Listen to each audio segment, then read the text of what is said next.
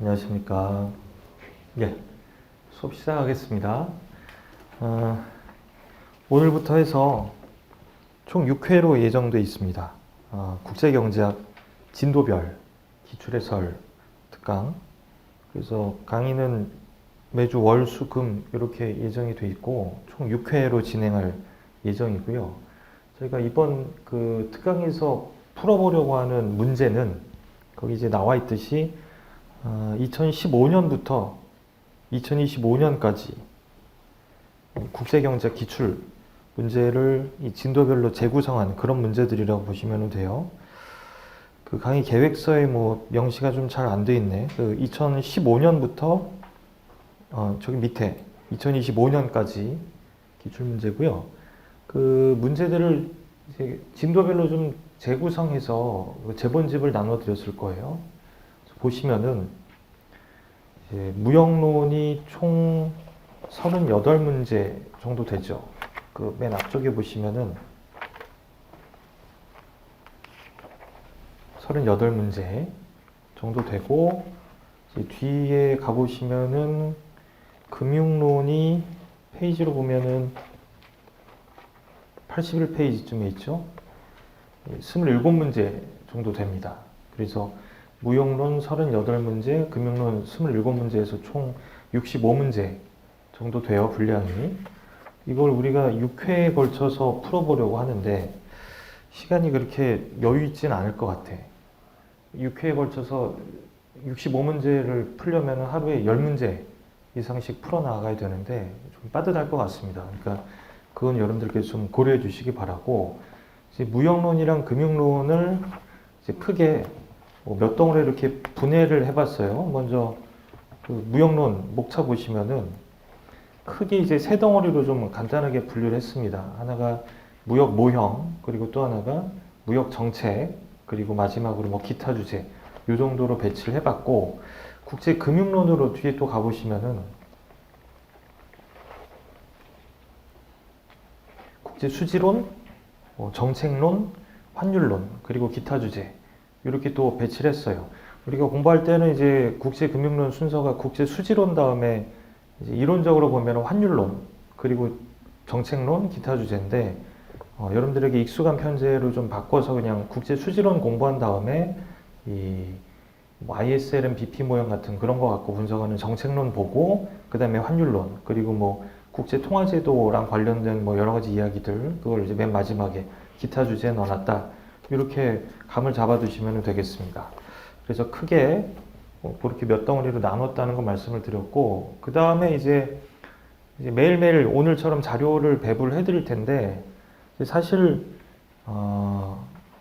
이 기출 해설이 여기저기 다 흩어져서 존재하기는 해. 그래서 이제 이미 준비되어 있는 기출 해설들을 뭐 연습책에서 가져오든 기출책에서 가져오든 해서 나눠 드릴 거고, 이 기출 해설이 존재하지 않는 문제들은 이번 수업 시간에 풀어 나갈 거다. 그렇게 알고 계시면 되겠습니다. 오케이? 그래서 시간이 없으니까 이제 바로 문제풀이 좀 보도록 할게요. 진도별로 재구성을 해서 출제 연도는 이렇게 뒤섞여 있습니다. 1번 보시면은 폐쇄경제 하에서 A국은 X제와 Y제를 각각 두 단위씩 생산한다. 이제 A국은 자유무역을 하게 되었으며 이 경우에도 여전히 A국은 X제와 Y제를 두 단위씩 생산한다. A국의 사회후생 함수는 그거이고 자유무역 이후 X제와 Y제의 국제가격은 각각 2와 1이라고 가정하자. 다음 물음에 답하시 1번. A국이 자유무역을 하는 경우 수출량과 수입량은 각각 얼마인가? 폐쇄경제. 뭐 여기서는 폐쇄경제 하에서라고 되어 있는데, 이 폐쇄경제의 특징이 뭐냐면은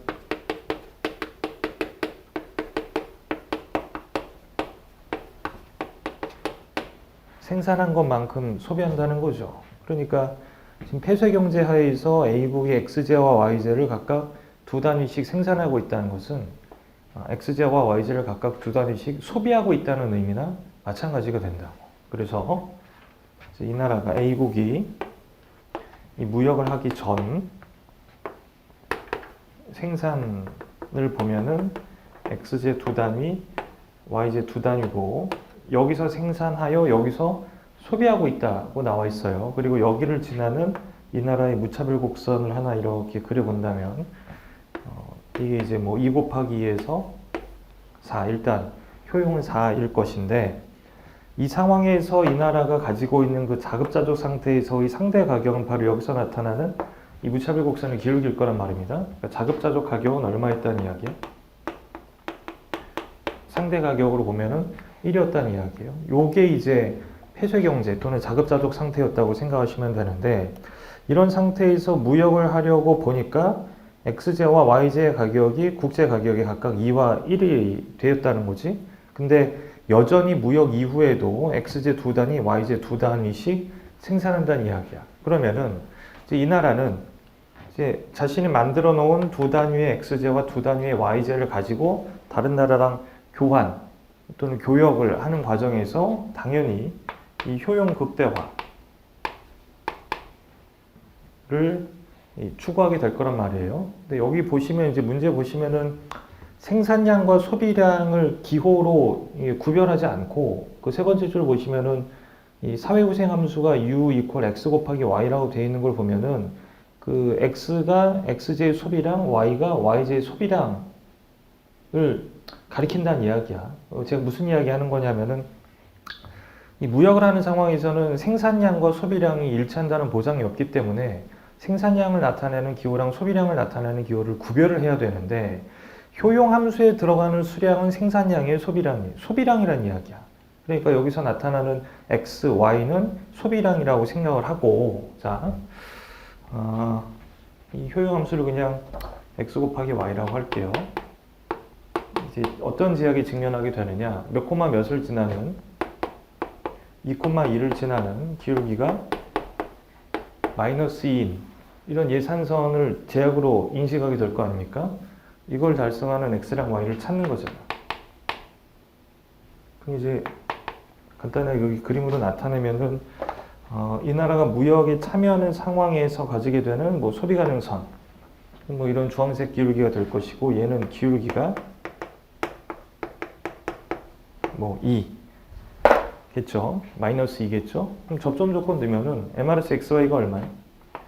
X분의 Y고 얘가 얼마여야 돼? 2여야 되는데 이 제약하에서 소비를 해야 되는 거니까 Y 대신에 EX를 넣으면 되는 거죠. 그럼 이제 뭐 EX 마이너스 2 이퀄 마이너스 2에 X 마이너스 2 X 마이너스 1은 마이너스 X 플러스 2 그럼 X는 1.5가 되겠네. 그리고 Y는 뭐 3이 되겠죠. 이런 점에서 소비하기를 원한다는 이야기. 뭐 예를 들어서 묘사를 해본다면 뭐 요런 상태가 되겠죠. 여기가 1.5, 여기가 3 이렇게. 그럼 결국 요때 누리는 효용은 뭐 또 1.5 곱하기 3이니까 뭐 4.5 이렇게 될 텐데 그럼 이 나라는 이만큼 x제를 수출하고 이만큼의 y제를 수입하려고 한다. 이게 이제 무역 삼각형이 되는 거죠. 그게 설문 1번의 답이겠네요. x제는 한 단위 0.5 단위를 수출하려고 하고 y제는 한 단위를 수입을 하려고 한다. 뭐 그게 설문 1번의 답이라고 보시면 되고 설문 2번 보시면은 무역 전후의 사회후생이 어떻게 변하는지를 생산하는 곡선과 무차별 곡선을 이용하여 설명하시오. 무역 이전의 효용이 4였고 무역 이후의 효용이 4.5라는 건 이 그림에서 드러나는데 즉 무차별 곡선은 이미 우리가 그려가면서 분석을 했는데 지금 설문 2번 보시면은 생산 가능 곡선을 이용해서 설명을 하고 돼 있죠. 생산 가능 곡선을 그려야 될 텐데 지금 이 문제를 풀어나가는 과정에서 나타나는 특징은 뭐냐면은 이 나라가 자급자족 상태에서 선택하고 있던 생산 패턴이 무역 이후에도 그대로 유지가 된다는 거예요. 보통은 이렇지 않나요? 보통은 XY 평면에서 생산 가능 곡선이 뭐 이런 형태로 그려진다고 하고 원래 이 나라가 자급자족을 뭐 이런 상태에서 하고 있다고 할게요. 이렇게 이런 상태. 이게 이제 오타키 포인트라고 하면 이 자급자족 상태에서 이 나라가 가지고 있는 재화 상대 가격은 이 공통 접선일 거란 말입니다. 이렇게 자급자족을 하고 있는데 이 나라가 무역을 하려고 보니까 직면하는 이 재화 상대 가격이 있을 거란 말이야. 그럼 이제 이 나라는 생각을 하는 거죠. 원래 가지고 있던 이 폐쇄 경제에서의 재화 상대 가격하고 무역에 참여하려고 보니까 직면하게 되는 새로운 재화 상대 가격하고 만약에 새로운 재화 상대 가격이 이거보다 가파르다면 이 나라는 이렇게 생산해 놓은 걸 가지고 요 교환 비율로 교환을 함으로써 소비할 기회를 가지게 되니까 이 제가 그려드린 이 주황색 선 어디선가 소비할 기회를 가지게 되는 거고 그러면은 나 뭐 여기서 소비할래 라고 해서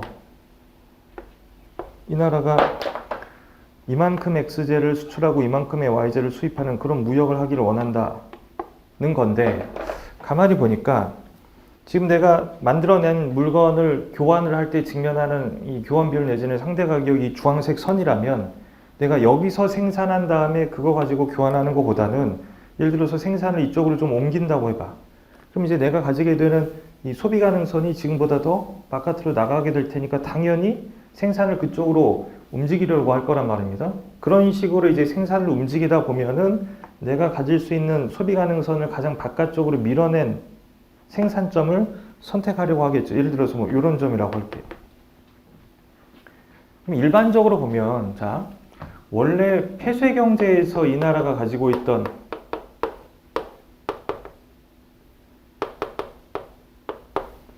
재화 상대 가격하고 이 무역에 참여하면 직면하게 될 재화 상대 가격하고 비교해서 이렇다면 이 나라는 일단 X제를 수출하고 Y제를 수입하는 무역 패턴을 선택하게 될 텐데 이런 무역을 통해 누리는 이득을 극대화하기 위해 자신이 수출하는 X제 생산을 늘리고 수입하는 Y제 생산을 줄이는 그런 생산 패턴의 변화를 선택을 할 거란 말이에요. 그게 여기서부터 여기까지 나타나는 생산 패턴의 변화 있잖아. 그렇죠? 근데 이 문제에서는 그런 생산 패턴의 변화가 발생하지 않는다는 건데 자 간단하게 말씀드릴게요. 이 기존 생산점, 이 폐쇄 경제 생산점에서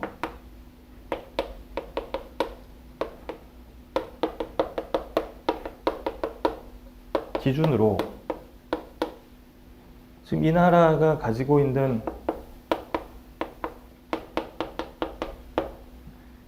이 생산하는 곡선의 기울기가 저기 연두색 직선의 기울기죠. 그리고 내가 무역에 참여하려고 보니까 직면하게 되는 재화 상대 가격의 크기를 보면 이 나라는 이제 무역에 참여하려고 보니까 이런 상황이 놓이게 되는 거죠. 이런 상황. 근데 지금 이런 상황이 놓인다는 게 무슨 뜻이냐? 이 MRTXY가 뭐예요? MRTXY가 예를 들어서 이 그림에서 보면은 이 MRTXY는 1이고 얘는 2인 상황인데 이 MRTXY가 1이라는 건 현재 생산점으로부터 X제 생산을 한 단위 늘리기 위해서는 Y제 생산을 한 단위 줄여야 한다거나 또는 X제 생산을 한 단위 줄인다면 그 대가로 Y제 생산 한 단위를 늘릴 수 있는 그런 상황에 놓여 있다는 이야기잖아. 근데 이 PY분의 PX 트레이드가 2라는 건 X제 한 단위와 교환되는 Y제가 두 단위라는 이야기니까 자, 이 나라 입장에서 이렇게 움직이든 해서 이득을 취할 기회가 생길 수도 있다는 이야기인데 예를 들어서 이렇게 움직인다면 내가 X제 하나를 더 만들어내느라고 Y제 생산 하나를 포기한 거잖아. 근데 내가 X제 하나를 더 만들어내서 그거 가지고 세계시장에다가 주면 Y제 몇 단위를 얻을 수 있다는 이야기야? 두 단위를 얻을 수 있다는 이야기야. 그럼 이제 그렇게 움직이면 Y제 한 단위만큼 이득을 얻을 수 있게 된다는 거예요. 그 논리를 좀 잘 기억을 하시라고요. 지금 이런 상황에서 내가 X제 하나를 더 생산하기 위해서는 Y제 생산 하나를 포기해야 되는데 그렇게 더 만들어낸 X제를 세계시장에 들고 나가서 교환을 하면 Y제 두 개와 교환을 할 수 있으니까 내가 포기한 y제 한 단위를 보상하고도 한 단위의 y제를 손에 더 줄 수 있으니까 이득이겠구나 라고 생각을 해서 이 방향으로 생산 패턴을 조정하는 거라고. 만약에 이 부등호가 반대면은 반대 방향으로 움직이는 거고. 근데 보통은 그래요. 보통은 그런데 지금 이 문제에서는 이 나라가 무역에 참여하는 상황에서도 기존의 생산 패턴을 변화시키지 않았다고 나오고 있잖아요. 그건 자, 지금 현재 유지되어 오던 이 생산점으로부터 이렇게 움직여도 이득을 볼 기회가 없다는 이야기거든. 다시 하기해서 추정컨대 자, XY 평면에서 지금 이 나라가 XZ 2개, YZ 2개를 생산해 오고 있었고 이제 무역에 참여할 경우 직면하게 되는 재화 상대 가격이 2란 이야기야.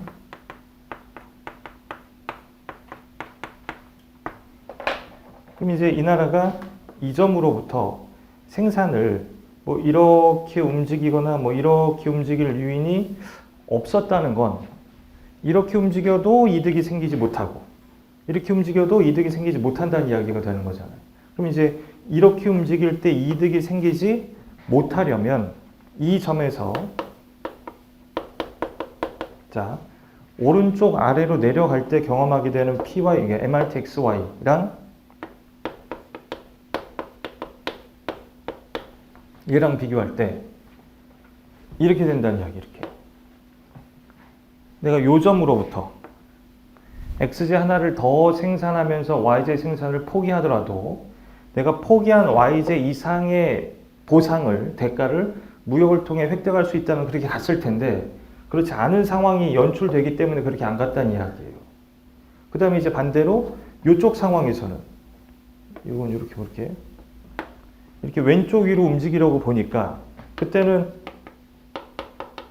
내가 과감히 XZ 생산을 한 단위 줄여서 YZ 생산을 늘렸는데 그 만들어낸 YZ를 들고 세계시장에 나가서 XZ랑 바꾸려고 하니까 손에 쥐는 XZ가 얼마 안 되는 상황이 된다는 이야기지. 다시 하기해서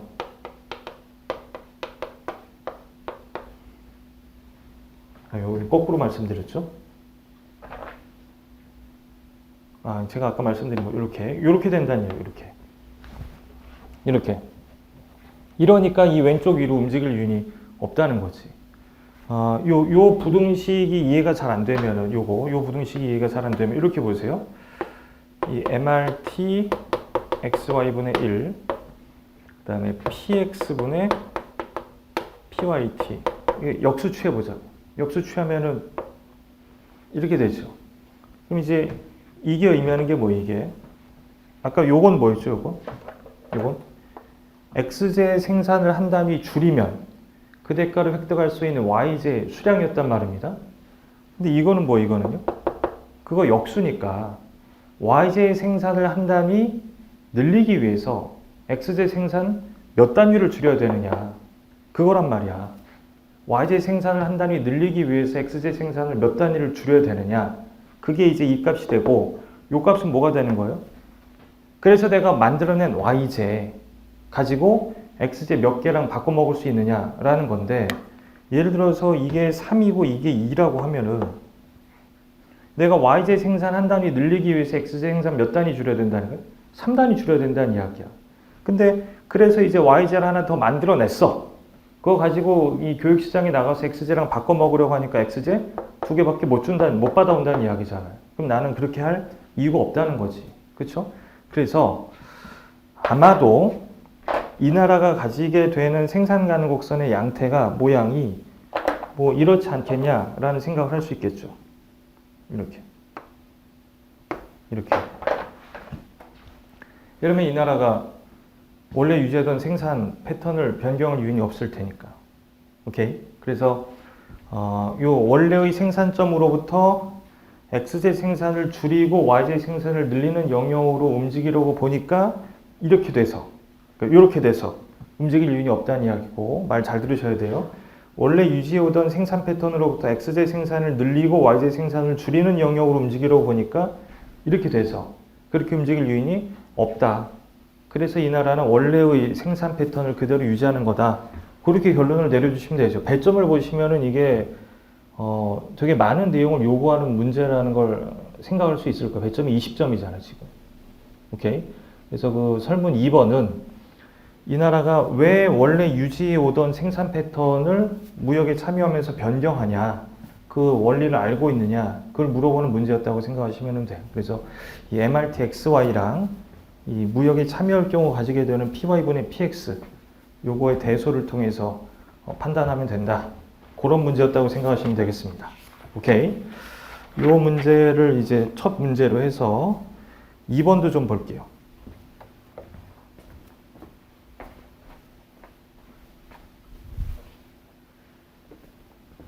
히터 좀 꺼줄 수 있나?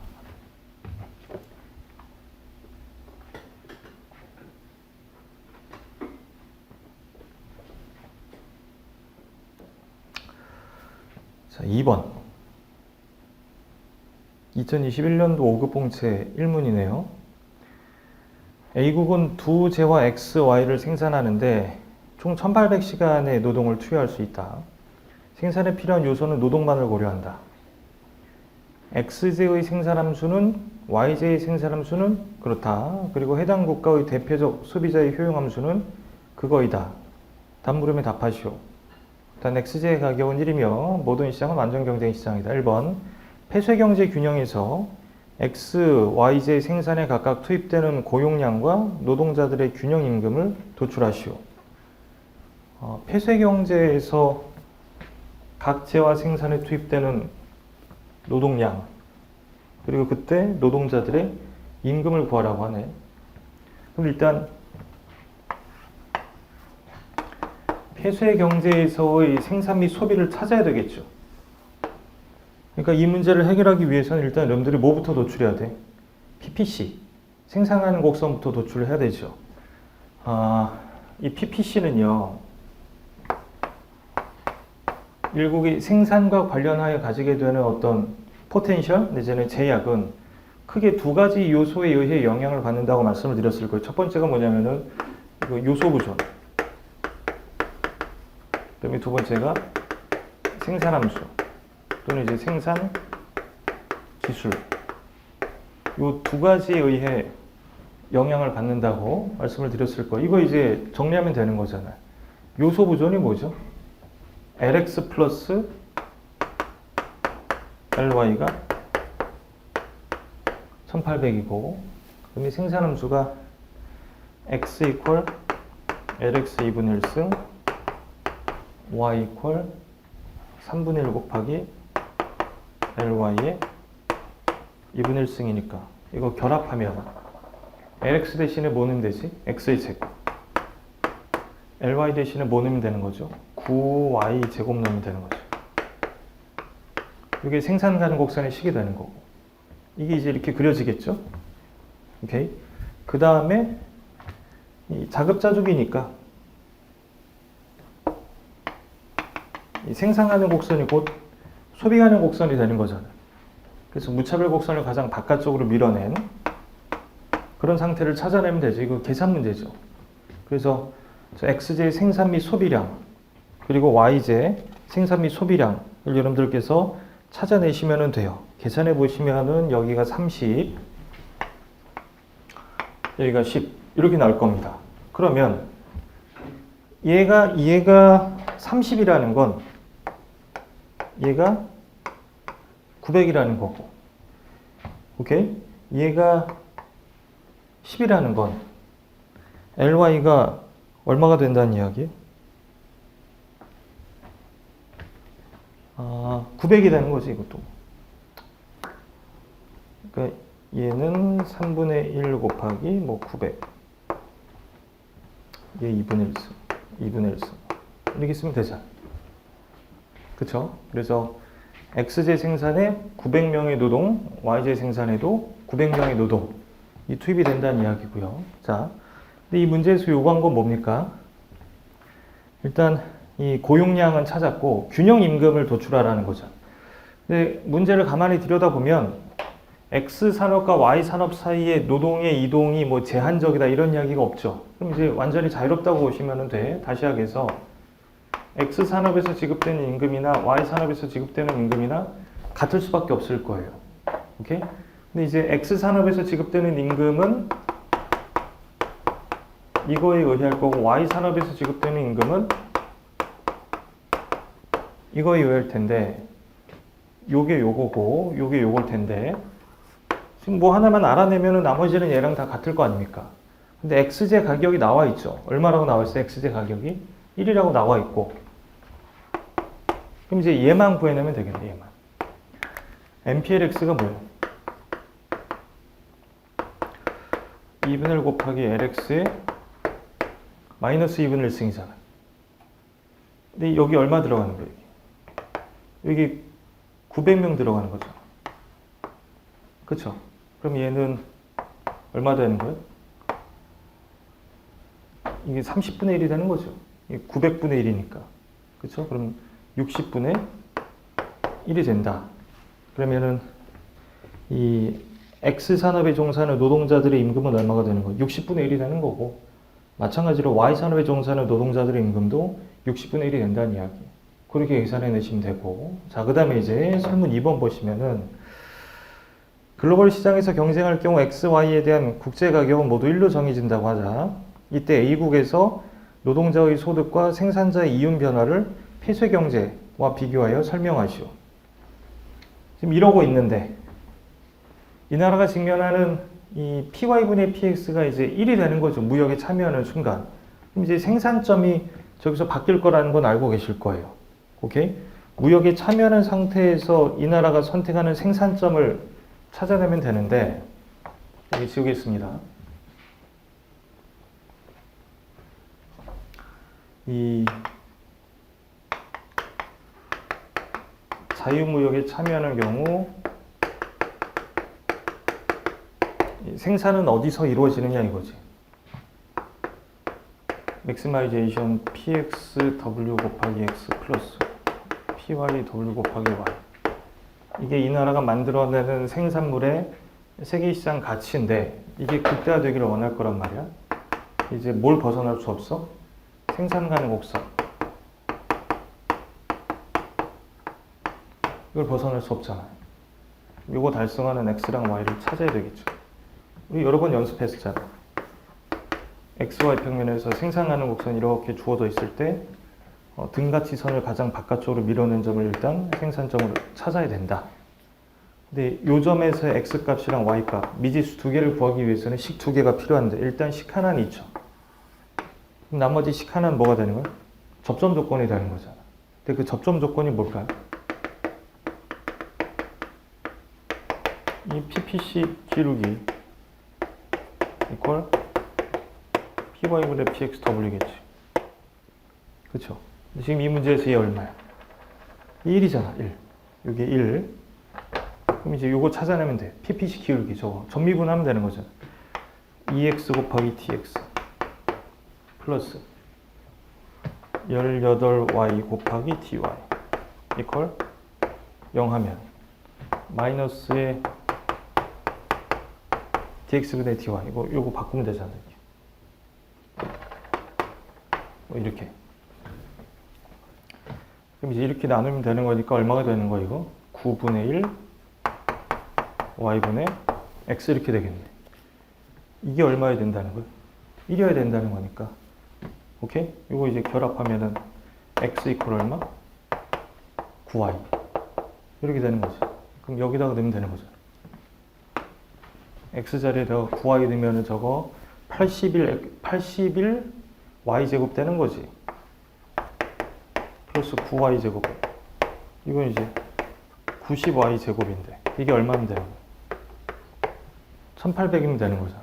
그래서 이 x의 생산량 구하고 y의 생산량 구하면 돼요. 오케이. 오늘 나눠드린 자료 1번 보세요. 오늘 나눠드린 자료 1번 그 문제의 해설이라고 보시면 되는데 그 12페이지 보세요. 자료 1번은 12페이지.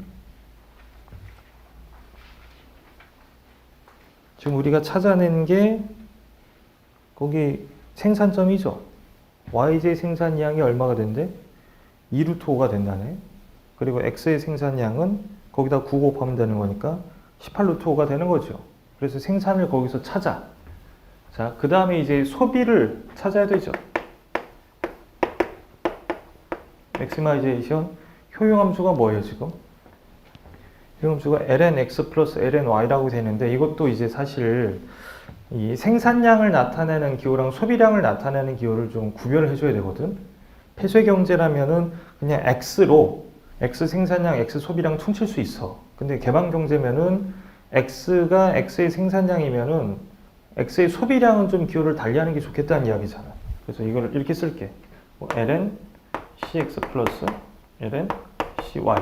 요게 이제 효용이 되는 거고, 제약이 뭐가 되는 거예요? 몇 콤마 몇을 지나는. 거기 보시면은 나와 있죠? 2루트 5 콤마, 그러니까 18루트 5 콤마 2루트 5를 지나는 기울기가 얼마짜리? 마이너스 1짜리. 이렇게 되는 거죠. 이게 이제 제약으로 작동하는 가운데 이걸 극대화하는 CX랑 CY를 찾으면 될 거 아닙니까? 그럼 예를 들어서 뭐 요런 점을 찾아야 되겠네. 일단 미지수 2개 구해야 돼. 그럼 식 2개 있어야 되는데 그 중에 하나가 이거죠. 그리고 여기서도 이제 접점 조건이 나오죠. 뭐예요? MRSXY. 여기서 얼마예요? 뭐 1이지 이것도. 오케이? 이거 갖고 계산해 넣으시면 된다. 그래서 찾아내면은 거기 해설에 나와 있는 것처럼 X제 소비량이 10루트 5고 Y제 소비량이 10루트 5고 그렇게 나올 거예요. 이거 물어보는 문제잖아. 그래서 다시 문제 보세요. 설문 2번.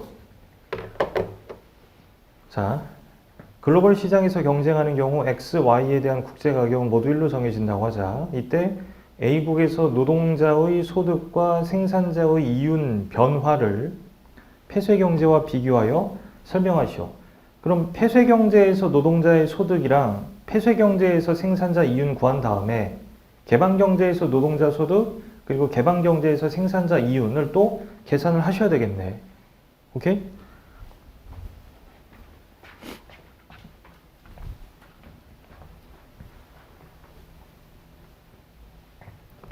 노동자 소득은 얼마인가요? W 곱하기 L이죠. 근데 예를 들어서 X 산업에 종사하는 노동자의 소득은 이걸 거고 Y 산업에 종사하는 노동자의 소득은 이걸 거예요. 오케이? X 산업에 종사하는 노동자의 소득이 이거고 Y 산업에 종사하는 노동자의 소득이 이걸 텐데 일단 우리가 알고 있는 게 뭐냐면은 얘랑 얘는 같을 것이다. 오케이? 근데 이 문제에서 요구한 이 노동자의 소득이 그냥 어느 산업에 종사하는 노동자냐랑 관계없이 그냥 총 노동 소득인지 아니면 산업별로 구별하라는 건지는 여러분들이 풀다 보면은 실마리를 잡을 수 있을 거예요. 오케이?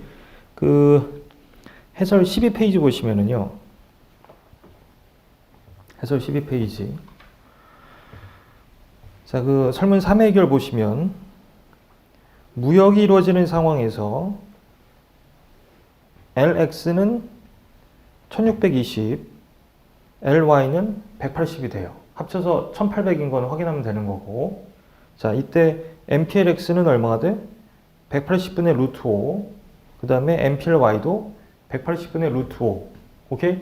근데 이 문제의 대전제가 뭐냐면은 PX는 1로 그냥 정교화해 놓은 거지. 근데 국제시장에서 둘 다 가격이 모두 1이 된다는 거니까 지금 그 MPLX 구한 거랑 MPLY 구한 거 앞에 각각 PX 곱하기 PY 또 곱하기 하면은 WX 나오고 WY 나오죠. 임금이 얼마가 되는 거야? 180분의 루트 5가 된다는 이야기잖아요. 그쵸? 그럼 이제 이거 가지고 노동소득이 얼마가 되는지를 확인할 수 있겠네. 자, 따라서 WX는 그거, WY는 그거. 이때 무역 이전에 비해 임금이 하락하게 됨을 알 수 있다. 무역으로 인해 노동이 Y제 생산으로부터 X제 생산으로 이동하게 되는데 이 과정에서 MPLX는 감소하고 MPLY는 증가한다. 동시에 PY는 하락한다. 균형 명목 임금을 그거로 나타낼 때 MPLY의 증가 정도에 비해 PY의 하락 정도가 더 커서 결과적으로 W는 하락한 것으로 해석할 수 있다. 요거는 이제 여러분들 의미 아시겠죠? 오케이? 그러니까 결국 노동소득은 어떻게 되는 거야? 이전에 비해서 감소하잖아. 임금이 떨어지니까 총 노동량은 그대로인 가운데 그게 이제 첫 번째 대답이고, 두 번째 이제 생산자 이윤 어떻게 되는지를 확인할 수 있겠죠. 오케이? 무역이 이루어지는 상황에서 각 재화의 생산자가 누리는 이윤은 다음과 같다. X재 생산자가 누리는 이윤, 총 수입에서 총 비용 빼. 이거 할 수 있죠. 이거 계산하면은 9루트 5. Y재 생산자의 이윤, 루트 5. 이것도 이제 원래 폐쇄 경제에서 각 생산자가 누리는 이윤이랑 비교를 해보면 11페이지로 가보세요.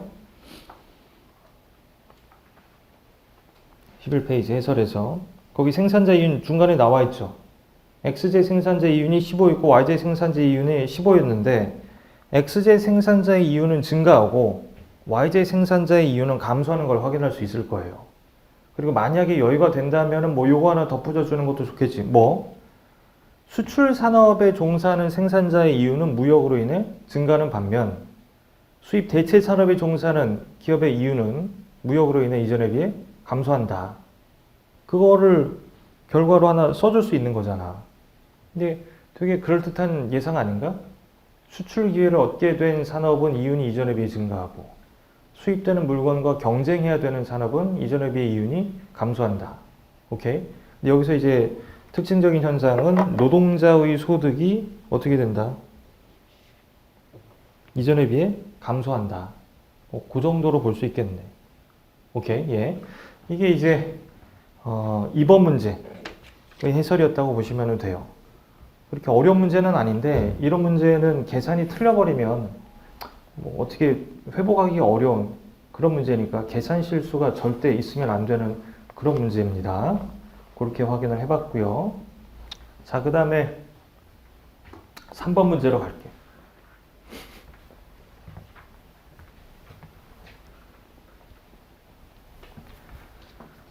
우리가 지금 1번과 2번에서 풀어봤던 문제는 우리가 소위 기본적 무역 모형이라고 하는 뭐 리카도 무역 모형이라든가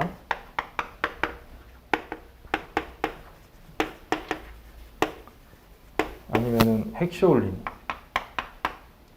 무역 모형하고는 직접적인 관련이 없죠. 이 리카도 무역 모형은 일단 이국 이재화 1요소 모형이고 얘는 이국 이재화 2요소 모형인데 이 리카도 무역 모형에서 이 1요소가 뭐예요? 노동이죠. 그리고 이 노동의 한계 생산이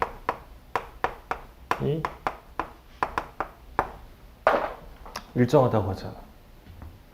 그러니까 지금 직전에 풀었던 그 2번 문제는요. 직전에 풀었던 2번 문제는 생산 요소가 노동만 존재한다. 뭐 보는 거는 리카도 무역 모형이랑 비슷한데 이 노동의 한계 생산이 체감하는 구조잖아. 그러니까 그건 또 리카도 무역 모형이랑 다른 점이란 말이야. 그러니까 그냥 어떤 무역 모형에 이렇게 적용하기는 어렵고 그냥 그런 문제였다라고 보시면 돼요. 그다음에 핵쇼올린 무역 모형으로 가면은 요 2요소가 이 노동과 자본이고 각 생산 요소의 한계 생산은 모두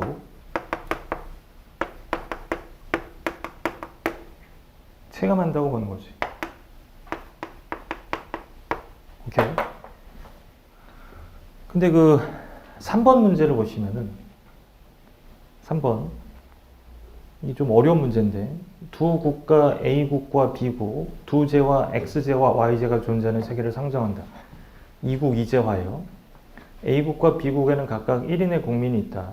각국의 거주자는 주어진 자원 N을 투입하여 X재와 Y재를 생산하며 각국 생산 기술은 동일하다. A국의 부존 자원은 NA, B국의 부존 자원은 NB로 표현한다. 투입되는 생산 요소가 한 종류밖에 없죠. 근데 이게 뭐 노동인지 자본인지를 특정하지는 않았어. 그럼 이제 2국 2재와 1요소 모형이 되는데 여기 봐봐요. 2번 문제는 이국 이제와 1요소인데 그 요소의 한계 생산에 체감하는 구조였고, 리카르도 무형 모형은 이국 이제와 1요소인데 그 요소의 한계 생산이 일정한 그런 모형인데, 지금 이 문제는 생산함수를 들여다보시면 아시겠지만 투입되는 생산 요소 n의 한계 생산이 체감하는지 체증하는지 불변인지가 그 지수 a에 의해 달라진다는 이야기야. 그러니까 예를 들어서 지수 a가 1이잖아요. 그럼 한계 생산은 일정한 거예요. 근데 a가 1보다 작으면 한계 생산은 체감하는 거고, 지수 a가 1보다 크면 한계 생산은 체증한다는 이야기죠. 그런 모든 케이스를 여기 그냥 다 포함을 시키는 그런 문제라고 생각하시면 돼요. 오케이. 그래서 기본 틀은 이국 이제와 1요소 모형이긴 하다. 자, 이 효용함수도 나와 있고요. 그러니까 이렇게 나와야 된다. 그렇게 생산량을 나타내는 기호랑 소비량을 나타내는 기호를 구별해 주셔야 된다고, 이 문제처럼. 여기 소비량을 이제 CX, CY로 표기하고 있잖아요. 오케이. 자, 생산함수 들여다보세요. 첫 번째, A국의 자원 부존량이 300단위일 때 자급자족 상태에서 A국의 생산 및 소비를 그림으로 나타내래. 자급자족은 생산 가능 곡선이고 소비 가능 곡선이고, 그걸 일종의 소비 가능 제약으로 인식하는 가운데 무차별 곡선 가장 바깥쪽으로 밀어낸 점 찾으면 되는 거잖아. 그럼 이제 여러분들이 가장 먼저 해결해야 될 과제가 뭐냐면은 생산 가능 곡선을 도출하는 거잖아요. 오케이? 자원 부존량이 A국이 몇 단위래? 300단위래, 300. 그러니까 A국 입장에서 볼게. 이 nx 플러스 ny는 얼마를 넘을 수 없다? 300을 넘을 수 없다. 300을 다 투입한다고 가정하고, 생산 가능 곡선의 형태를 여러분들이 도출하셔야 되는데,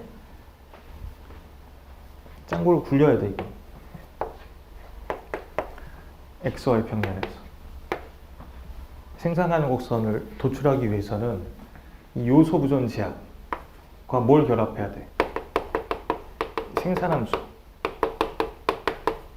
결합을 해야 되는데, 일단 생산함수 이제 대충 좀 보자고. x가 nx-100에 a승이래. 뭘 이제 nx가 얼마 이상일 때? 100 이상일 때. 그리고 뭐 x는 0이래. nx가 뭐 미만일 때? 100 미만일 때. 뭐 이렇게 나눠지고 있네. y도 마찬가지고. 근데 이거 실제 문제 풀 때 좀 끄적거려 봐야 되겠죠.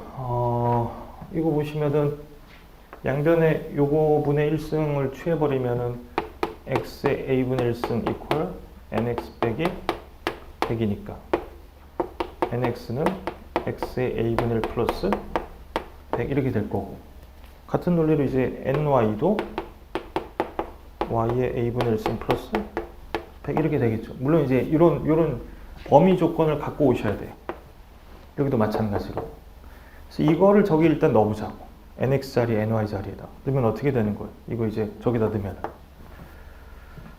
x의 a분의 1 플러스 y의 a분의 1 이퀄 얼마? 100 되잖아. 대신 조건이 필요하죠. nx도 100 이상이고 ny도 100 이상일 때. 이런 범위에서 이렇게 도출이 된다는 거죠. 따라오세요? 자, 근데 봐요. 이거를 여기다 그리려고 보니까 이 지수의 크기에 따라서 형태가 좀 달라질 거란 말이야. 근데 확실한 건 뭐냐면은 이 a의 크기랑 관계없이 예를 들어서 y가 0이면 x는 얼마가 되는 거야? 100의 a승. y가 0이면 x가 0이면 y는 100의 a승이 된다. 소위 이제 절편이라고 할까? 이제 딱 정해져 있는 거지.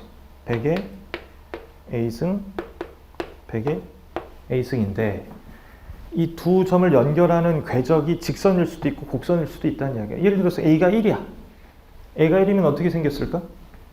그냥 이렇게 생겼겠지, 이렇게. 직선. 100 연결하는 거. 근데 만약에 a가 1보다 크다고 해보자. 자, 요게 이제 PPC의 일부 구간인데 얘의 구체적인 모양을 여러분들께서 생각을 해보셔야 된다고요. 대충 통박 굴려보면은 예컨대 A가 뭐 2야. 그럼 이거 2분의 1승, 2분의 1승이잖아. 그럼 우리는 알고 있어.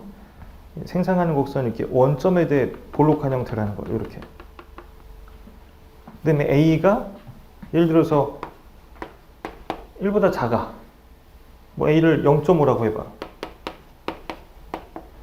그럼 이거는 X의 제곱 플러스 Y의 제곱이니까 원점에 대해 오목한 형태가 되겠죠. 또 이렇게. 이렇게. 근데 이게 조금 잘난 척하고 표현을 한다면은 이거 가지고 이게 칠판이 부족하네. 자, 이거 가지고 이제 전미분 해보는 거죠. 아까처럼. 앞에 얼마 떨어져요? A분의 1. 그리고 X에 몇 승 남아? A분의 1 빼기 1승 남죠. 곱하기 dx. 그러니까 얘는 이제 A분의 1 마이너스 A 이렇게 쓸게요. 그 다음에 플러스 A분의 1 Y에 A분의 1 마이너스 A 곱하기 dy 이퀄 0. 양변에 A 곱해버리면 이렇게 되는 겁니다. 이거 지워버릴게요. 마이너스 dx분의 dy. 이거 없애고 이거잖아요. 이렇게.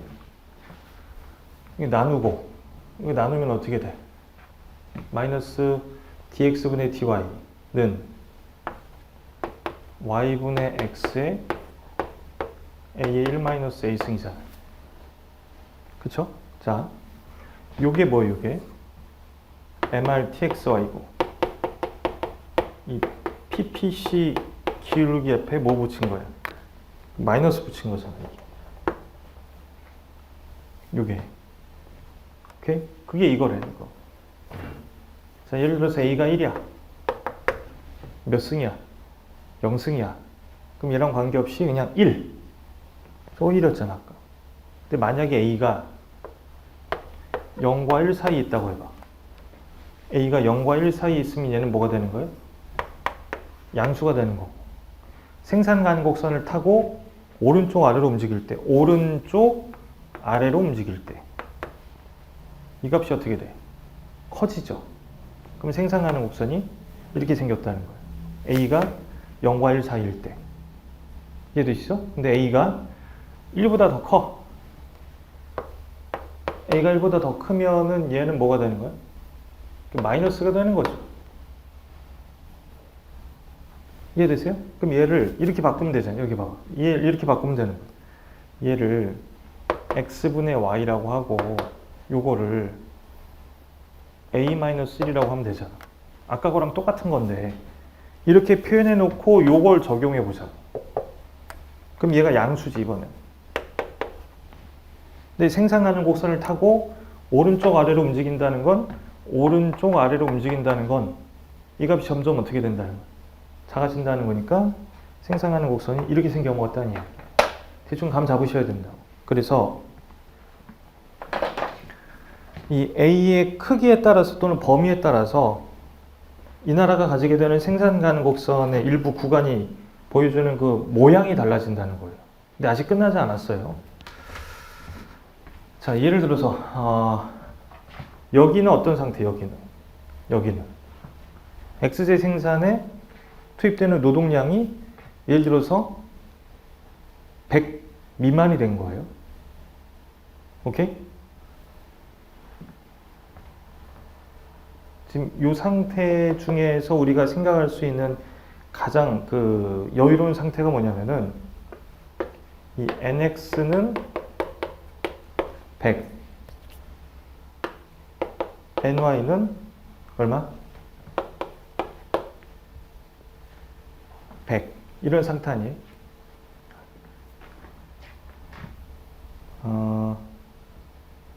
지금 생산함수 보시면은 저도 헷갈리네. 생산함수 보시면은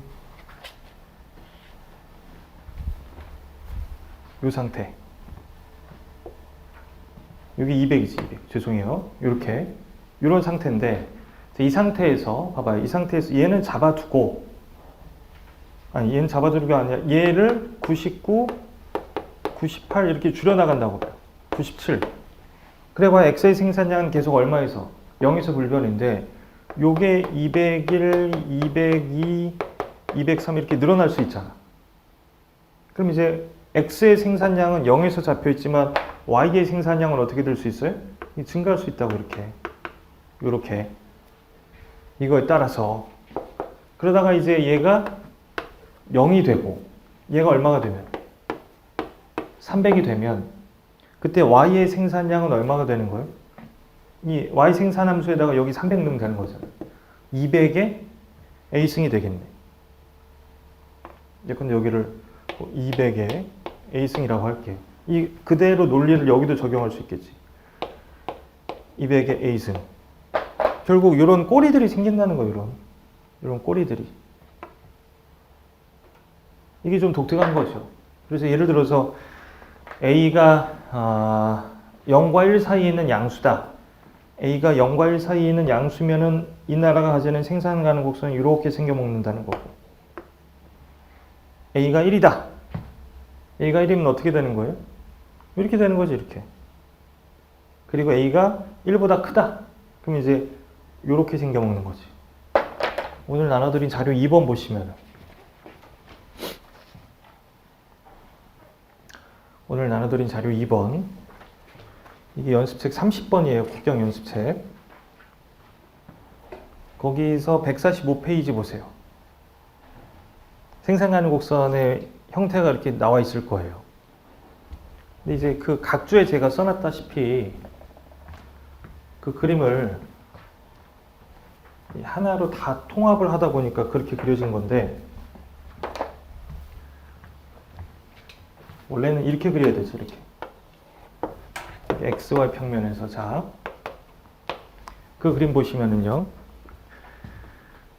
A가 0과 1 사이에 있을 때 A가 0과 1 사이에 있을 때 생산 가능 곡선이 이렇게 생겨 먹었죠.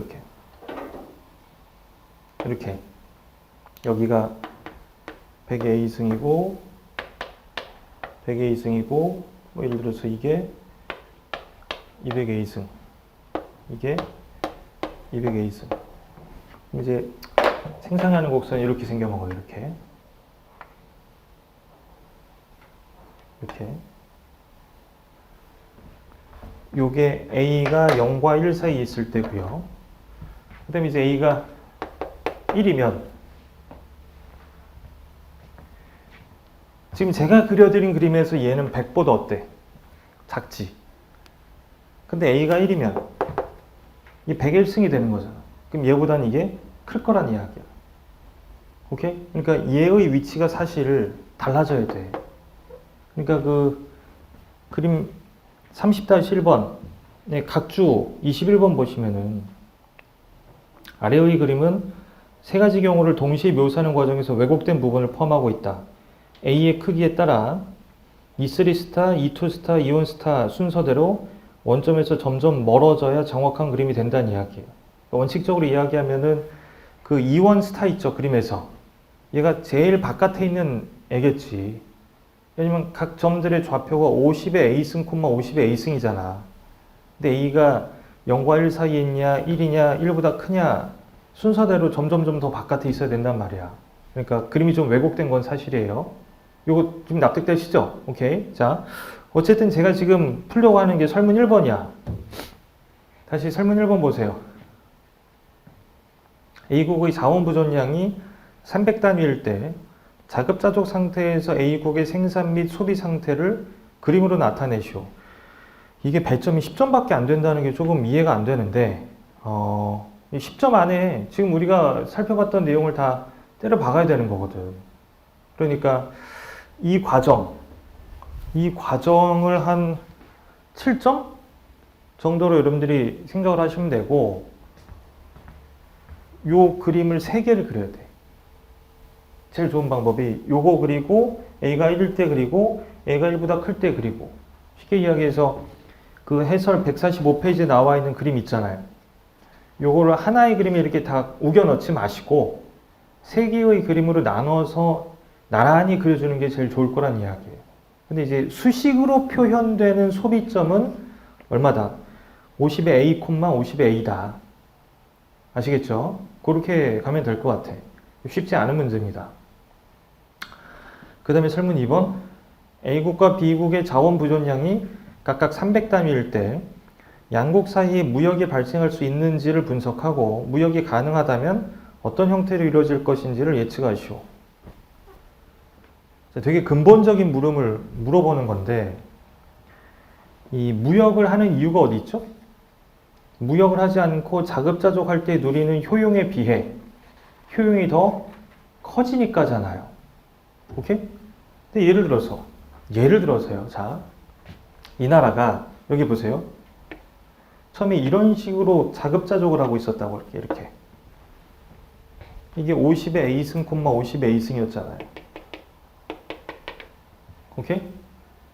이 상태에서 누리는 효용이랑 나와 제가 무역을 한다면 누리게 될 효용이 어떨까를 생각을 해봐야 되는 건데 문제를 가만히 들여다보시면은 자, 맨 위에 보세요. 세 번째 줄. 각국의 생산 기술이 어떻대? 동일하대요. 생산 기술 동일하대요. 그 다음에 설문 2번으로 와서 보세요. 자원 부존량이 300으로 동일하대지. 그럼 생산 기술도 동일하고 요소 부존도 동일하니까 두 나라가 가지는 생산 가능 곡선의 형태가 동일할 거란 이야기야. 게다가 효용 함수를 보세요. 사회후생도 동일하잖아. 그럼 뭐도 동일해? 무차별 곡선도 동일하다는 이야기야. 그러니까 쌍둥이 국가라고 생각을 하시면 되잖아요. 그럼 이제 여기 봐봐. 이게 A국의 자급자족 상태였다고 하면 이건 누구의 자급자족 상태이기도 해? B국의 자급자족 상태이기도 하단 말이야. 그러니까 두 나라가 무역 이전에 가지고 있는 재화 상대 가격은 어땠을까? 같았을 거란 말이에요. 그러니까 이 문제가 요구하는 게 이거예요. 두 나라가 무역 이전에 가지고 있는 PY분의 PX가 동일하다 하더라도 무역이 발생할 수 있다는 이야기야. 뭐만 누릴 수 있다면? 무역의 이득을 누릴 수만 있다면. 근데 이 무역의 이득은 크게 뭐랑 뭐로 구성되지? 교환의 이득과 이 특화의 이득으로 구성이 되잖아. 근데 교환의 이득은 언제 발생하죠? 두 나라가 무역 이전에 가지고 있던 PY분의 PX가 다른 상태에서 무역을 할 때. 근데 여기서는 이걸 누릴 수가 있어 없어? 없단 말이야. 대신 뭘 누릴 수 있다면 특화 이득을 누릴 수 있다면 무역을 할 수 있다는 건데 예를 들어서 무역을 통해서 A국은 여기서 생산하기로 하고 B국은 여기서 생산하기로 한다면 이유는 모르겠지만 이만큼의 X제와 이만큼의 Y제가 생산이 되는 거잖아요. 오케이? 그리고 그걸 가지고 두 나라가 일본은 자기가 소비하고 일본은 상대국에 수출함으로써 이렇게 무역을 하게 될 때 누리는 이득이 누리는 효용이 요 효용보다 크면 될 거 아닙니까? 뭔 이야기인지 아시겠죠? 자, 이제 팁을 하나 말씀드릴게. 두 나라가 자유무역을 한다는 건 서로 분리되어 있던 두 나라의 생산물 시장이 하나의 생산물 시장으로 이렇게 통합된다는 이야기니까 어쨌든 이만큼의 X제를 A국이 만들어낸다고 할 때 이게 곧 세계 전체의 X제 생산량이 되는 거야. 이만큼의 Y제를 B국이 만들어낸다고 할 때 어쨌든 이게 세계 전체의 Y제 생산량이 된다는 이야기야. 그러니까 누가 생산하는지를 일단 따지지 말자는 이야기지. 하나의 시장으로 통합된 상태니까 X제 시장도 하나로 통합이 돼 있고 Y제 시장도 하나로 통합이 돼 있으니까 그럼 결국 이제 추측컨대 이만큼의 X제랑 이만큼의 Y제가 교환될 거라고. 그럼 이제 결국 두 나라 사이에 형성되는 교환 비율 내지는 상대 가격은 얼마겠어? 1이겠죠, 1. 이제 두 나라가 이제 요 교환 비율대로 교환을 하게 될 때 여기 어디선가 소비를 하게 될 텐데 그때 누리는 효용이 지금 우리가 그려놨던 효용에 비해 더 크다면은 각국은 무역을 하고자 하는 유인이 생긴다는 이야기예요. 근데 만약에 그게 아니라 무역 이전에 누리던 효용보다 효용이 오히려 떨어진다면 각국은 무역을 하고자 하는 유인이 없겠죠. 그렇죠? 그 해설 146페이지 보시면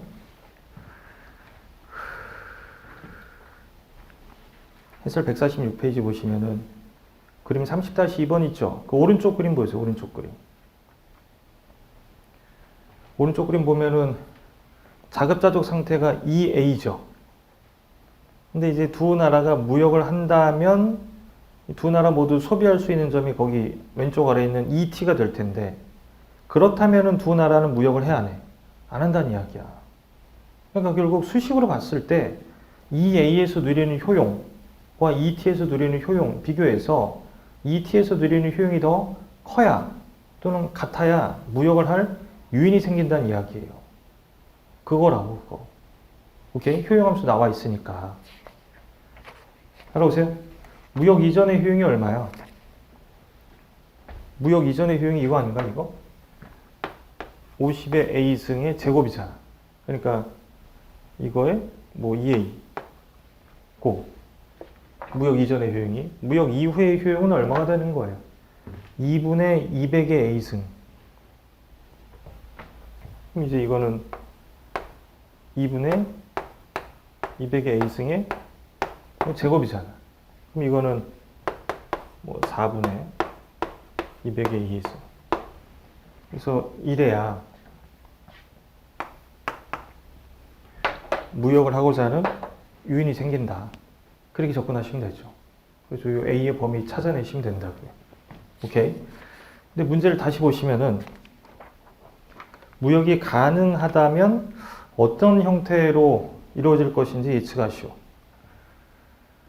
양국 사이에 무역이 발생할 수 있죠. 이 범위에 있으면 A가. 그리고 그래서 무역이 발생한다면 이 어떤 형태로 이루어질 것인지를 예측하라고 하는데, 여기서 이제 그 어떤 형태가 물어보는 게 뭘까요? 그 무역 패턴인 것 같아. 근데 이런 분석의 특징이 뭐였죠? 두 나라 사이 어떤 무역 패턴이 형성될지를 예측하는 건 불가능하다. 예를 들어서 아까 제가 A국이 여기서 생산하고 B국이 여기서 생산한다면 이라고 했지만 그럴 이유가 없거든. 반대로 A국이 여기서 생산하고 B국이 여기서 생산할 수도 있다는 이야기야. 그러니까 한마디로 이야기해서 무역 패턴을 예측하는 건 불가능하다. 그것까지 설명해 주시면 된다고요. 이해되시죠? 그 다음에 이제 설문 3번.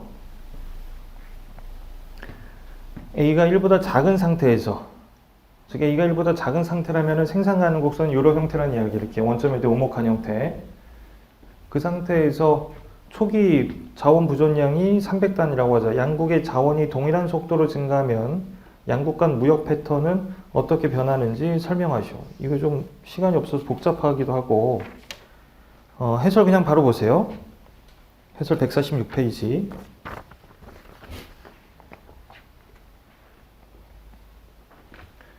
일단 A가 1보다 작다고 가정하래지. 그러면은 이제 해설 147페이지 보시면은 30-3번 그림에서 왼쪽 그림 보세요. 생산 가능 곡선의 형태는 어떤 모양인지는 특정이 되죠. 이 가운데 n이 증가하면은 생산 가능 곡선, 생산 가능 집합이 이게 확대될 거란 말이야. 오케이? 자, 이런 상황에서 그 그림을 가만히 들여다보시면은 왼쪽 그림, 안쪽 상태는 자급자족하는 것보다는 무역할 때 효용이 더 높으니까 무역을 하는 상황이에요. 근데 이제 바깥쪽에 확대된 그림을 보시면은, 오케이? 오히려 자급자족 상태에서의 무역이, 아니, 자급자족 상태에서의 효용이 더 큰 상태죠. 만약에 그렇게 된다면 n이 증가함에 따라 무역을 하던 나라들인데도 무역을 안 하는 일이 생길 수 있다는 이야기예요. 이거 이해되세요? 설문 3번 다시 한번 읽어보세요. 일단 A가 1보다 작다고 가정을 하고, 즉 생산 가능 곡선의 형태를 특정을 하고, 그 상태에서 n을 늘려나가는 거잖아. 그때 양국 간 무역 패턴이 어떻게 변화하게 되는지를 분석하라고 돼 있잖아요. 그 문제가 좀 애매하기는 한데, 일단 방향을 잡아보면 그 해설 147페이지에서처럼 생산 가능 곡선이 확장되다가 어떤 경계값을 지나가면 무역을 안 하는 현상이 생길 수도 있다는 이야기예요. 오케이? 자, 146페이지로 가세요. 146페이지. 이 n이 증가할 때 무역에 어떤 영향을 주느냐를 보니까 동그라미 3번 무역이 발생하기 위한 조건 보세요. 자급자족 상태에서 누리는 효용에 비해 무역에서 누리는 효용이 더 커야 되는 거잖아. 따라오시죠? 아까는 n 값에다가 300을 넣어서 그냥 계산을 했는데 이제는 n에다가 300을 넣으면 안 되잖아. n이 커져야 되는 상황이니까. 근데 그 구조를 보니까 n이 증가할 때 둘 다 증가해. 근데 문제는 뭐냐면 그 증가하는 속도가 다르더라 이거예요. 지금 거기 시계 하나 누락됐는데, 자, 맨 마지막 n 증가 시 개와 개의 변화는 다음과 같다라고 돼 있죠. 먼저 첫 번째 dn분의 d 2분의 n-100의 a승 하면 그렇게 나오고, 그 오른쪽에다가 콤마 하시고 시계 하나 빠졌는데 이거 써주세요. 보면 돼 때문에 안 보이시나? dn분의 d 두 번째 게 이거죠. 2분의 n-100 a승. 얘가 증가하는 속도잖아. 얘는 2분의 a에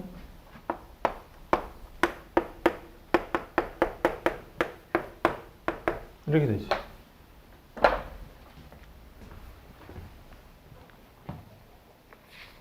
그쵸? 그럼 늘 이게 더 작죠? 그 앞에 있는 애보다. 그쵸? 그러니까 기울기가 다르다는 이야기예요. 기울기가. 그래서 다음 페이지 보세요.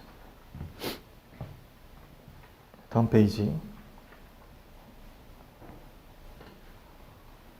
맨 위에 줄 보세요. 이때 A가 1보다 작으니까 알파를 그거라고 두고 베타를 그거라고 둘 때 dn분의 d알파가 dn분의 d베타보다 작다. 즉 n이 증가하면서 무역 시의 이득보다 자급자족 시의 이득이 더 빠른 속도로 증가하게 되며, 이 때문에 기존에 무역을 하던 경우에도 n이 증가하면서 무역을 안 하고 자급자족으로 바뀌는 경우가 생길 수도 있다는 이야기예요. 근데 표현을 조금만 바꿀게요. 두 번째 줄 보시면 n이 증가하면서 무역 시의 효용이라고 쓰세요. 효용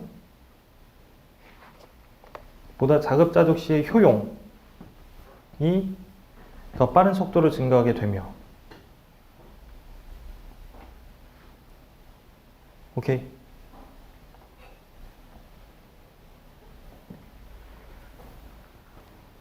그럼 이제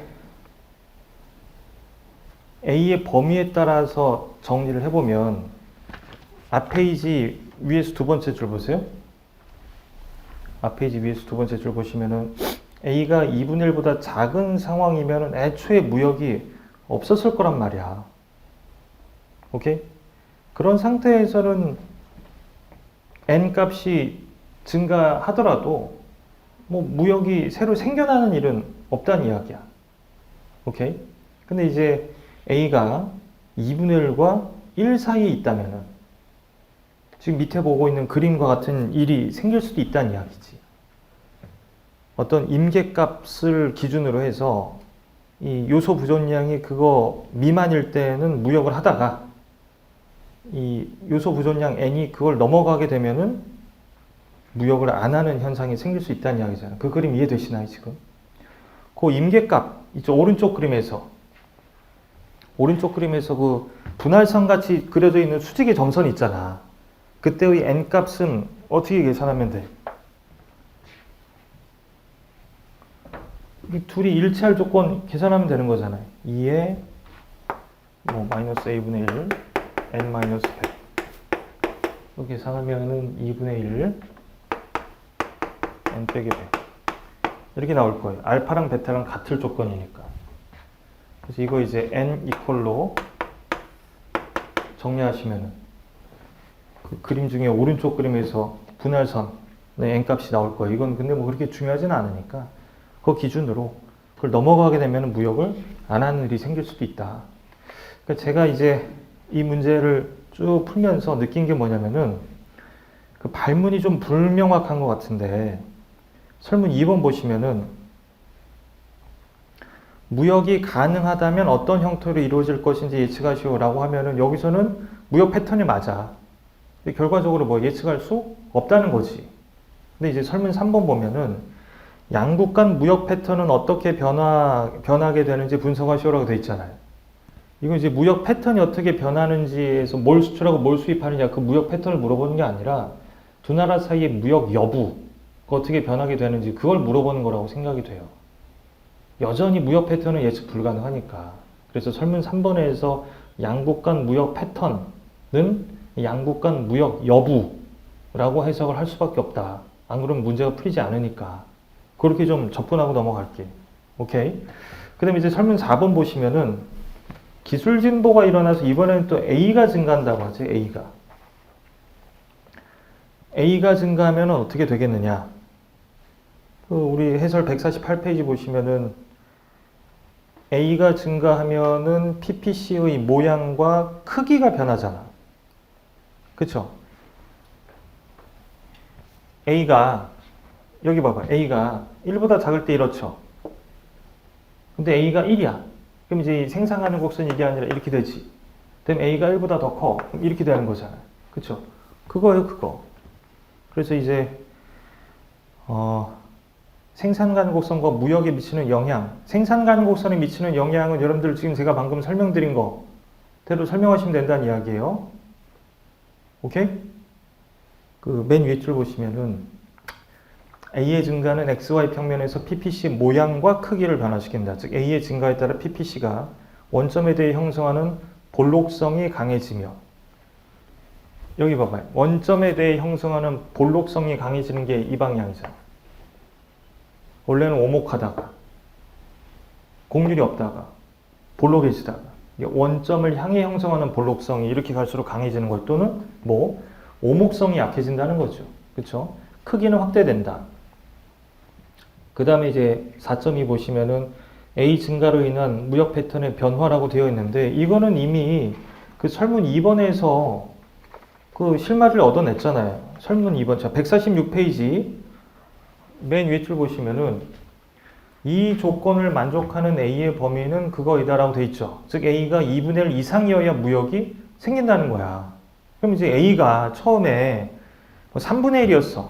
그럼 두 나라 사이에 무역이 있어 없어? 없다가 2분의 1을 넘어가게 되면 무역이 생기는 거잖아. 그러니까 A가 커지면 커질수록 두 나라 사이의 무역의 가능성은 어떻게 된다? 증가한다는 이야기야. 그래서 그 148페이지 맨 마지막 설명 보시면은 이는 기술 진보로 인해 규모의 경제가 더 크게 작용하여 무역에 대한 유인이 더 커지는 것으로 해석할 수 있다는 이야기죠. 오케이? 뭐 요 정도로 설명할 수 있겠습니다. 그래서 그 3번 문제가 2017년 입법고시 기출문제였는데 제가 보기엔 뭐 이거는 좀 지나치게 어렵지 않았나. 그리고 그 당시를 기억을 해보면은 실제 시험 보러 들어가서 이걸 제대로 풀었다는 학생을 제가 주위에서 볼 수 없었을 정도로 어려운 문제니까 아 그냥 이런 특이한 문제도 있구나 정도로 짚고 넘어가면 될 것 같아. 시간이 없으니까 그 정도로 말씀드리고 자 이제 4번 문제부터가 리카드 무역 모형이라고 보시면 돼요. 그래서 4번, 5번이 리카드 무역 모형이다 라고 말씀드릴 수 있을 텐데 어렵지 않으니까 빨리 볼게요. 4번 이거 해설 없습니다. 자 외딴 무인도에 표류하게 된 로빈슨과 윌슨은 물고기와 야자 열매를 연명하고 있다. 로빈슨을 A라고 할게요. 대문자 A. 윌슨을 대문자 B라고 할게요. 그리고 물고기를 XJ라고 하고 야자 열매를 YJ라고 합시다. A는 XJ 한 단위를 획득하는데 15분이 걸리며 YJ 한 단위를 획득하는데 40분이 걸린다. 반면 B는 XJ 한 단위 30분, YJ 한 단위 20분이 걸린다. 두 사람이 각각 총 480분씩 일할 수 있다고 가정하자 다음 물음에 답하시오.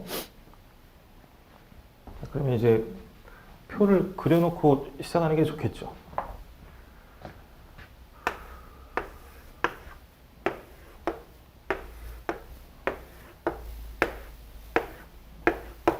이게 A고 이게 B야. 이게 X, Y. 자, 여기다 이제 재화 단위당 요구 노동량 또는 소요 시간을 표현할게요. 15분, 40분, 그 다음에 30분, 20분이에요. 설문 1번 보시면은, 설문 1번 이제 단서 보시면은 시간의 단위는 분으로 표시하며, 그러니까 분으로 표시하자는 이야기. 둘 다 총 시간이 몇 분씩 있는 사람들이야. 480분씩 있는 사람들이지. 이렇게. 이런 상황인데, 이제 설문 1번 꼼꼼히 읽어봅시다. 비교 우위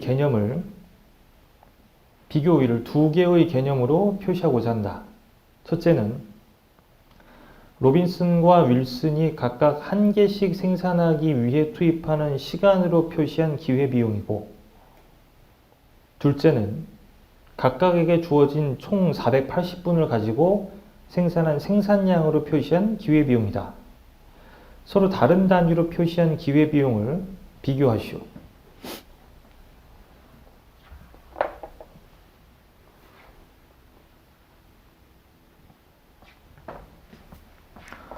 이거를 AX라고 하고, 이걸 AY라고 하고, 이걸 AX 스타라고 하고, 이걸 AY 스타라고 하면, 자, 이 AY분의 AX가 얼마야? 40분의 15고, AY 스타분의 AX 스타는 얼마야? 20분의 30인데, 일단 이렇다는 걸 알 수 있죠. 그쵸? 그리고 요거 이제 다시 보면은, 넘기면은, AX 스타분의 AY 스타분의, 일단 이렇게 쓸 수 있죠.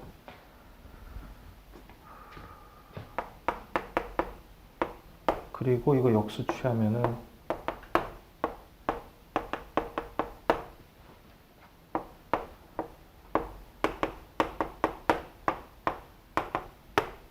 이렇게 되는 거죠. 역수 취한 거니까.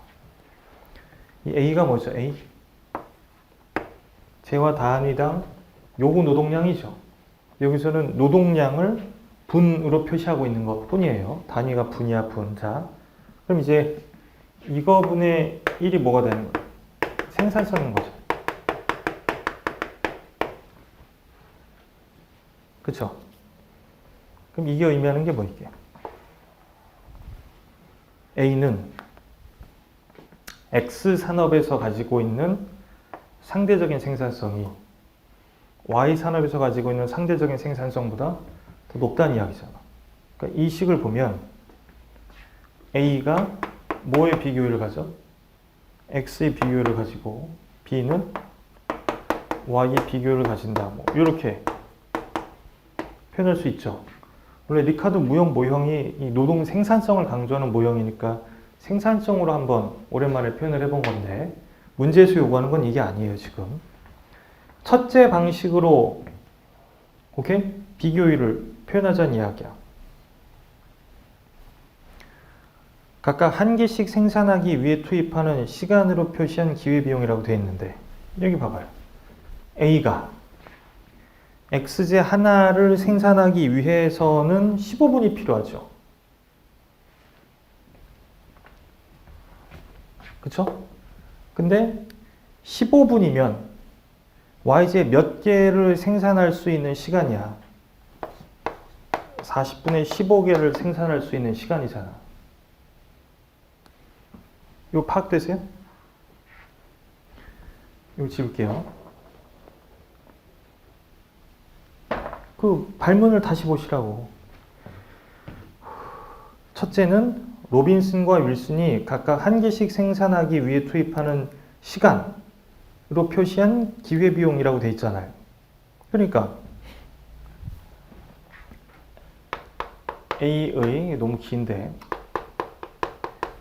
X제 생산의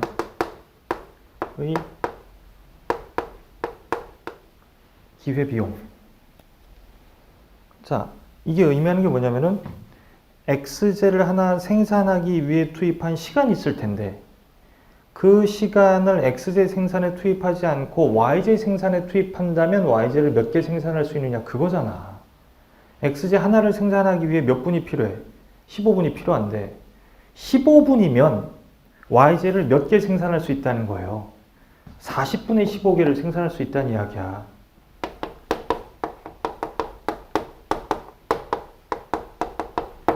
이렇게 따라오시겠죠? 이거 이해되세요? 이거? 자, 그 다음에 B는 X제 하나 생산하려면 몇 분이 필요한데? 30분이 필요한데 30분이라면 말이야 Y제를 몇 개 생산할 수 있는 시간이야. 20분에 30개를 생산할 수 있는 시간이잖아. 근데 그걸 포기한 거 아닙니까? 이해되세요? 그러니까 X제 생산에 따른 기회비용이 누가 더 적어? A가 더 적잖아요. 오케이? A가 더 적잖아. 자, 근데 A의 Y제 생산의 기회비용을 X제로 표현을 해보자는 이야기야. A, Y제 하나 생산하려면 몇 분 투입해야 돼? 40분 투입해야 되죠. 근데 40분이면 X제 몇 개를 생산할 수 있어? 15분에 40개를 생산할 수 있잖아요. 오케이? 마찬가지야. B, Y제 생산의 기회비용을 X제 단위로 나타내면 B는 Y제 하나 생산하면 몇 분 필요해? 20분 필요한데 20분이면은 X제 몇 개 생산할 수 있다는 거예요. 30분에 20개 생산할 수 있다는 이야기잖아. 그럼 Y제 생산의 기회비용은 누가 더 작아요? B가 더 작다고. 오케이? 그래서 A는 X제의 비교에 가지고 B는 Y제의 비교에 가진다. 뭐 그걸 물어본 것 같아. 근데 이제 둘째 방식을 보세요. 시간 보세요. 둘째 방식. 각각에 주어진 480분을 가지고 생산한 생산량으로 표시한 기회비용이래. 오케이? 이거 이제 생산하는 곡선 그리면 더 이해하기가 편하지.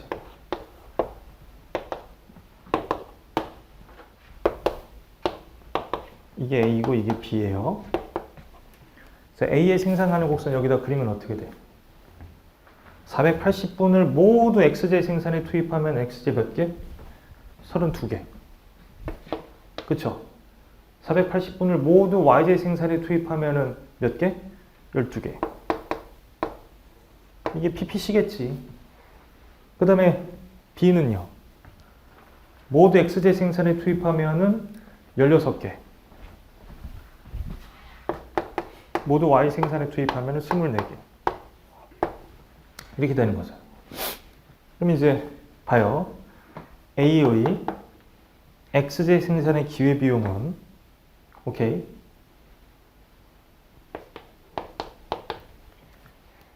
(32개) 생산하느라고 몇 개를 포기하게 되는 거야? Y제 12개를 포기하게 되는 거잖아.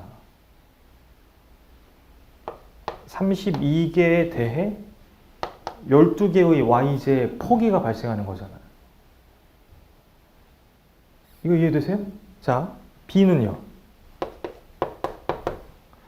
몇 개 생산하느라고? 16개 생산하느라고 몇 개 포기해? 24개 포기하잖아. 이게 이만큼의 Y제, 이만큼의 Y제를 포기하는 거잖아요. 이해되세요? 근데 이거 여러분들 계산해 보시면은 저거 여기서 뭐 약분하지 말라고 그랬는데 이거 계산하면은 0.37로 나와. 이것도 0.37로 나와요. 똑같을 수밖에 없지. 그 다음에 요거 계산하면 1.5잖아 저거. 그쵸? 이거 1.5 나오는데 이것도 1.5 나오잖아. 이렇게. 그 다음에 이제 Y제 생산의 기회비용은 이거 그냥 역수 취하면 되잖아요. 오케이? 이거 물어본 거예요. 이거. 왜 물어봤는지 모르겠지만 이게 2015년에 출제된 5급 공채 문제라네. 자, 설문 2번.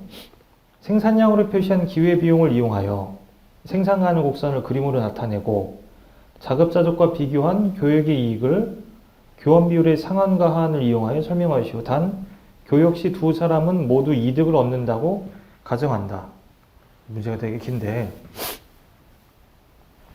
일단 생산가능 곡선 그림으로 나타내는 건 어렵지 않죠. 이렇게 그렸어. 오케이. 자, 자급자족과 비교한 교역의 이익을 교환 비율의 상한과 하한을 이용하여 설명하시오.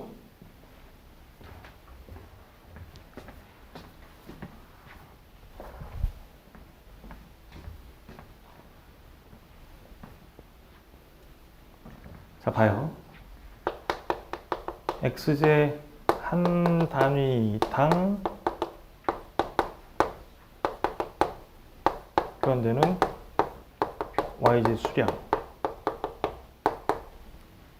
수량을 교환 비율이라고 정의할게요. 그리고 얘는 이제 우리가 흔히들 뭐라고 부르는 애예요?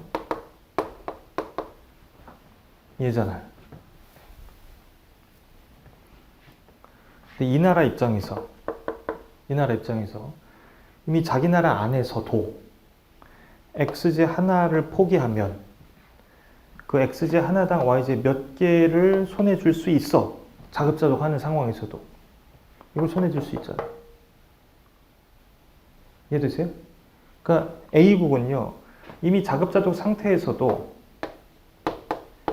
x제 하나당 y제 0.375개를 손에 줄 수 있어. 맘만 먹으면. 근데 내가 이렇게 자급자족하지 않고 쟤랑 교환을 할 유인이 있으려면 x제 하나당 획득할 수 있는 y제 수량이 이거보다 커야 되겠지. 그래야 내가 스스로 x제 생산 줄이고 y제를 만들어내느니 x제 쟤한테 주고 제 y제를 가져오는 게 이득이라고 생각할 테니까.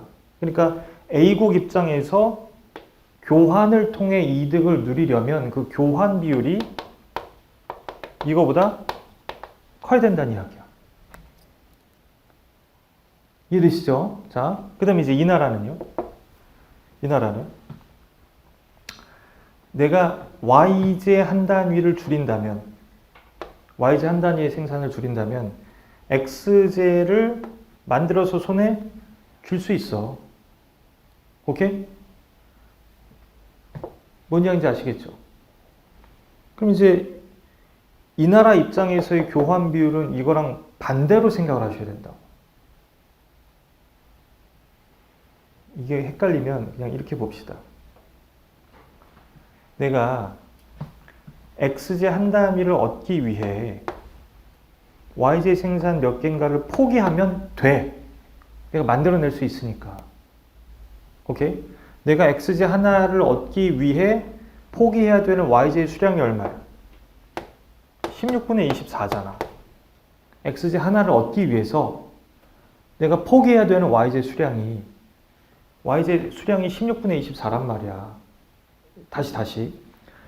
나 쟤랑 무역 안 해도 내가 맘만 먹으면 x제 생산 좀 줄이고 y제 생산 늘려서 y제 손에 줄 수 있거든.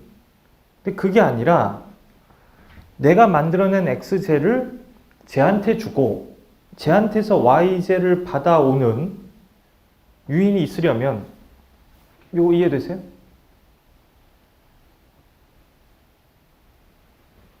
거꾸로 말씀드릴게요. 내가 맘만 먹으면 y제 생산 줄이고 x제 생산 늘릴 수 있잖아. 오케이? 아, 이게 더 어려운 거야, 여러분들. 이게 무슨 의미인지는 아시죠, 이게? 이게 무슨 의미야? x제 생산을 한 단위 늘리기 위해서 y제 생산을 몇 단위 줄여야 되느냐. 그거잖아요. 근데 내가 x제를 하나 더 손에 쥐려면 y제 생산을 몇 개를 포기해야 되느냐라는 건데 내가 x제를 하나 더 손에 쥐기 위해 x제를 내가 만들어내는 게 아니라 쟤한테 가서 y제 줄 테니까 니네 x제 좀 줘 라고 할 때 내가 스스로 만들어내는 x제보다 쟤한테서 받아올 수 있는 x제가 더 많다면은 나는 내가 스스로 x제 만들어내느니 제가 만든 x제를 갖다 쓰려고 할 거 아닙니까? 이해되시죠? 그러려면 얘랑 교환 비율이랑 비교할 때 저 교환 비율 그대로 유지할게. 어때야 될까요? 요게 뭐죠, 요게? 내가 스스로 x제 한 단위를 손에 쥐기 위해 포기해야 되는 y제 수량이야. 이거는 뭐예요? 지금 현재 x제 한 단위당 교환되는 y제 수량이잖아. 만약에 이렇다면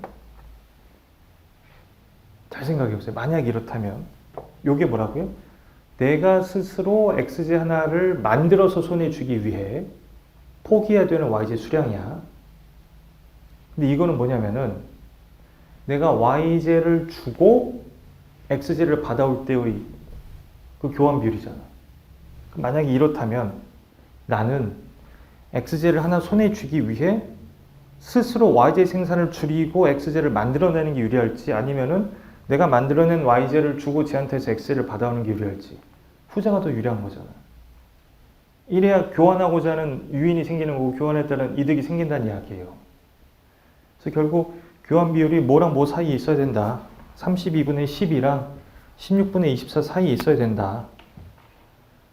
아시겠죠? 만약에 교환 비율이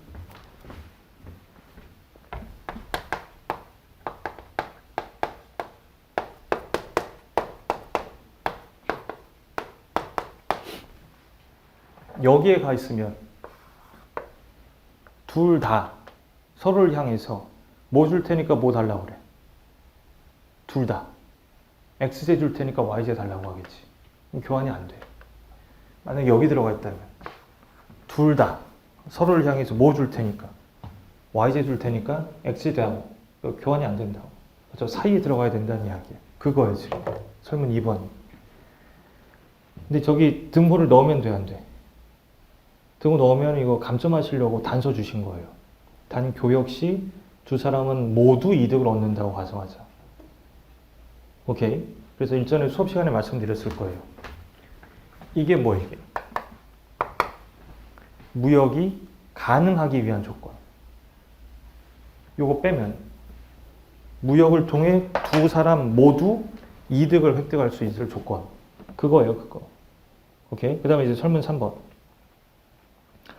만약 로빈슨과 윌슨 모두 추가적으로 물고기를 더 낳거나 야자 열매를 더 따고자 할 때 추가되는 단위 생산당 요구되는 시간이 지속적으로 늘어난다고 가정하자.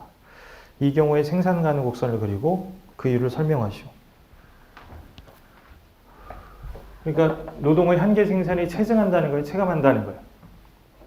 체감한다는 거죠. 그걸 캐치를 하셔야 된다고. 더 많은 시간을 투입을 해야 간신 하나를 얻을 수 있다는 이야기잖아. 그럼 이건 거꾸로 이야기하면은 똑같이 한 시간을 투입하면은 손에 쥘 수 있는 이 수확량이 점점 어떻게 된다는 거예요? 줄어든다는 이야기예요. 그거 캐치하셔야 돼. 자, 그리고 나서 여기 볼게요. 이 PPC 기울기 마이너스 붙인 거 얘는 마이너스 이렇게 쓸 수 있죠. 오케이? 자, 그리고 나서 이 MPLX가 뭐예요? MPLY가 뭐예요? 이거잖아. 그럼 얘는 마이너스 세모 Y는 뭐가 되는 거야? 이거 세모 Y 여기 있잖아. 세모 LY 곱하기 MPLY. 얘는 세모 LX 곱하기 MPLX죠. 오케이? 자, 여기 보세요. 또 요거 이렇게 위로 올릴게요. 이렇게 올릴게요. 이렇게. 근데 그 LX 플러스 LY는 얼마예요? 480분이잖아. 여기서 L이 투입되는 시간, 분으로 나타낸 시간이라고 하면 그럼 이제 세모 LX 플러스 세모 LY는 0이니까. 요건 뭐예요? 요건 얘랑 같잖아. 마이너스 세모 LY는 세모 LX잖아요. 이게 약분해버리면 되잖아. 이거는 MPLX분의 MPLY죠. 그럼 이제 XY 평면에서 생산 가능 곡선은 분명히 우하향하는 형태일 수밖에 없어요. 왜? XJ 생산과 YJ 생산에 투입할 수 있는 총 시간은 480분으로 한정되어 있기 때문에. 그럼 이제 생산 가능 곡선상에서 XJ 생산을 늘리면서 YJ 생산을 줄이는 방향으로 움직인다고 하면 이 과정에서 MPLY는 어떻게 되고 있겠어요? 증가하고 있을 거고, 이 과정에서 MPLX는 감소하고 있을 거라고. 그럼 결과적으로 얘는 증가하고 얘는 감소한다. 이렇게 움직일 때. 그럼 생산 가능 곡선의 기울기가 가팔라진다는 이야기지. 그거예요, 그거. 그거 물어보는 거라고. 그러니까 너는 왜 생산 가능 곡선이 우하향의 직선인지 알고 있냐? 그거 물어본 문제인 것 같아요. 오케이. 그래서 4번 문제가 그거였고, 5번 문제가 같은 해에 출제된 입법고시 문제인데 구조가 거의 비슷해요. 그거는 잠깐 쉬고 할게. 지금 시간이 애매하니까 그 5번 문제는 잠깐 쉬고 2교시에 또 달려보도록 하겠습니다. 예.